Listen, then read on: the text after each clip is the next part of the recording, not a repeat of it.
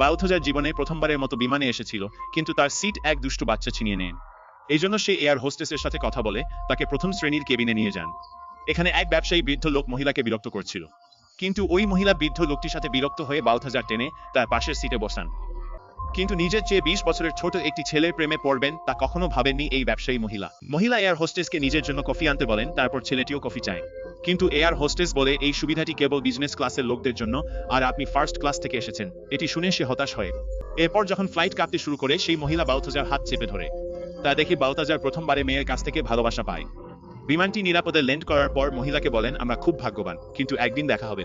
এই কথা শুনে মহিলা বালথোজারকে তার নাম অ্যালিস বলে চলে যায়। ঠিক তখনই বালথোজার দেখেন অ্যালিসের পেন ড্রাইভ পড়ে গেছে। তাই সে ছুটে গেল দিতে, কিন্তু অ্যালিস আগেই তার গাড়িতে করে চলে যায়। পরবর্তী অংশের জন্য সাবস্ক্রাইব করুন।